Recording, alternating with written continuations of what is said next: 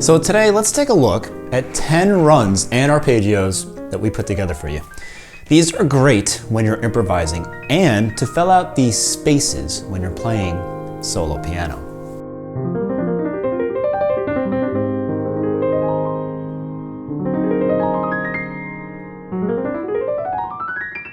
At the end of the video, I'll tell you how to get the PDFs for today's video, so definitely stick around till then.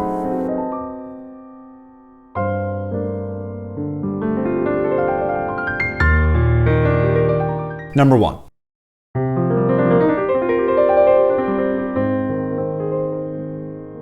This is just a combination of 3 quartals, C4-7, D4-7, and F4-7. You can think of a C minor 7 chord, and you get the quartals on the 1, the 2, and the 4th. The left hand plays the C4-7 and the F4-7, and the right hand plays the D4-7. So the left hand just plays C4-7, F4-7, and C4-7 like this.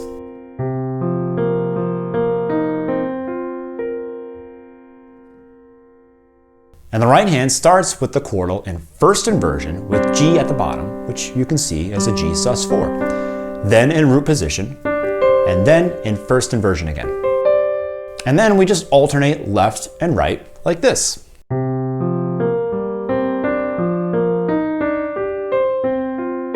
To finish the run, we keep thinking of the G sus4 and run it down like this. And in C sharp, it would be this.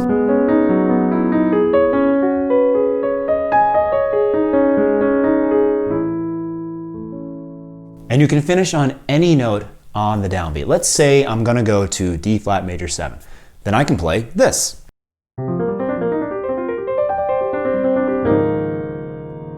Or if we end on a B7 altered, we get this. Number 2. This one's pretty easy.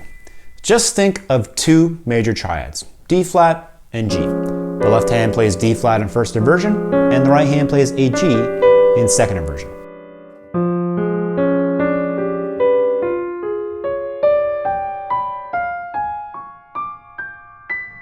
The roots of the 2 triads have to be a tritone away from one another. With these inversions, the 2 voicings are always a half step away from one another. You can use this on dominant chords. If we're combining D flat and G, we can use it over the following chords: D flat 7, E7, G7, and B flat 7. By the way, when you practice any of these runs or arpeggios, you can use different rhythms like this.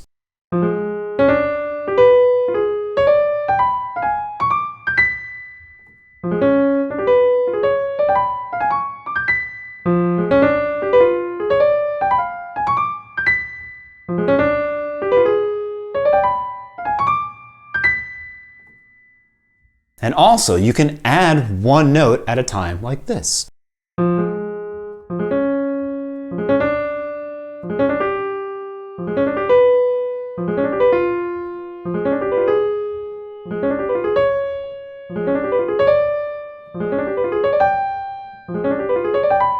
And this method works for any of the runs. Number 3. This one's really easy. Just play the whole tone scale split in 3 notes per hand. Regardless of where you start, always split these 3 black keys on your left hand and these 3 white keys on your right hand.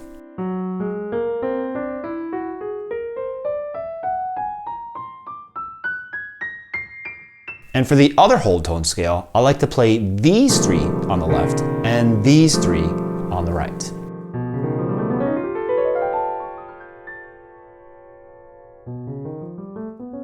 You can play this run on any dominant chord whose root can be found within that whole tone scale.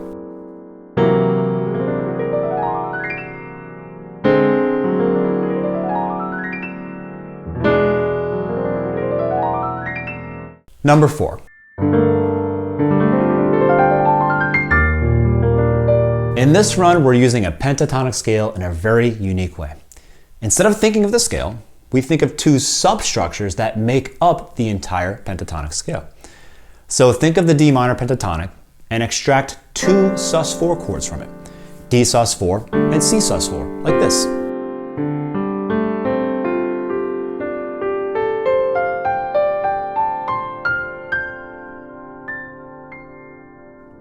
And you can use it over any chord that works with that pentatonic, like B flat major 7,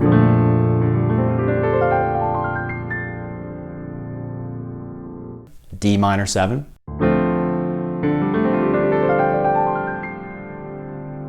G minor 7,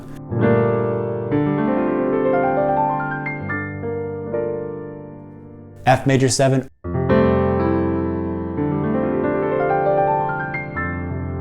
or E flat major 7. Number 5. This is just an inversion of an A flat add 9 chord. It's pretty easy to play.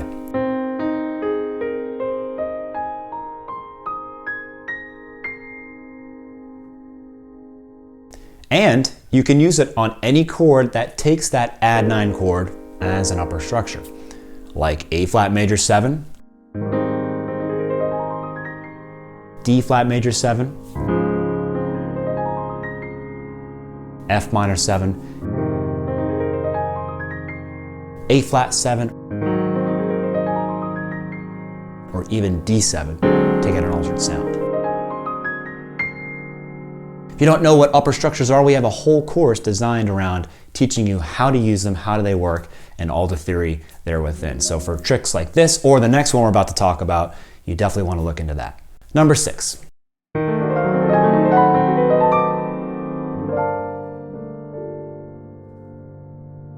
In this one, we use the power of the half-whole scale and extract constant structures from it to create a nice effect for dominant chords.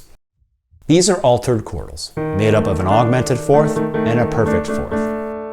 The easiest way to know where to play this run is to take a dominant chord and think of the diminished 7th chord on the flat 9. So for D7, we think of an E flat diminished 7.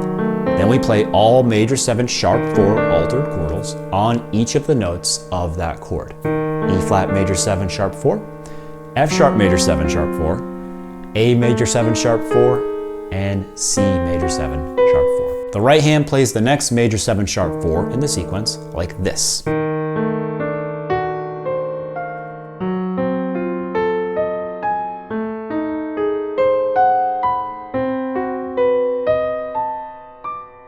Now we can use this on any dominant from the tritone system. So this run works for D7, F7, A flat 7, and B7. Number 7 and number 8.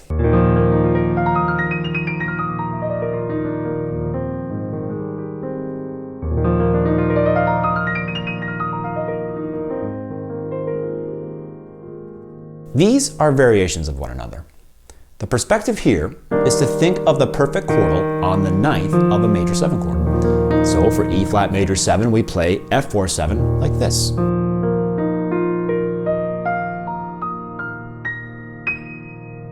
And when we come back down, we insert the major 7 into the run.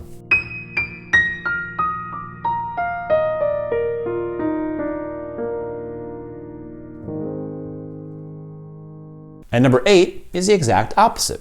We go up with the major 7 inserted in the quartal, and we come back down with just the quartal.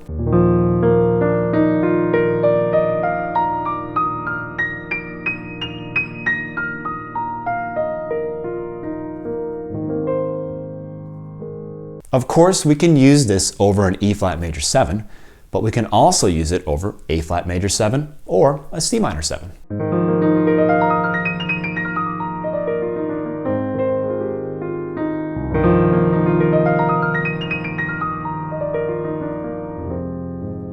Number 9. So here we're combining a minor 7 chord and the Dorian scale. Let's say F sharp minor 7 and F sharp Dorian. The left hand plays the F sharp minor 7 arpeggio with a fifth on every note. And the right hand just plays the F sharp Dorian scale, starting on the 2, also for 2 octaves.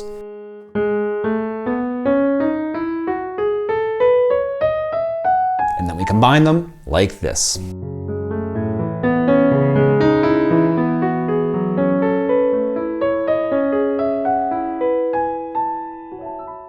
And we can move straight into number 10, which is just a sus4 arpeggio broken in an uneven form. To play this, think of the sus4 with the octave like this. So you only use one position that you're shifting down.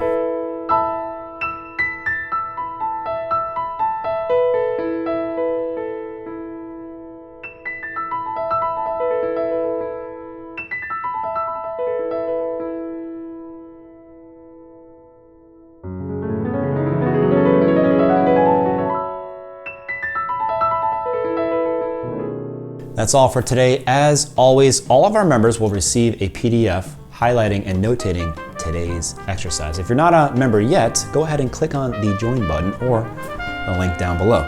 Also, check out our website, mDecks.com, for all sorts of useful music information. YouTube seems to think you're gonna like this video right here, so go ahead and stick around, watch that one for us, and we'll catch you next time.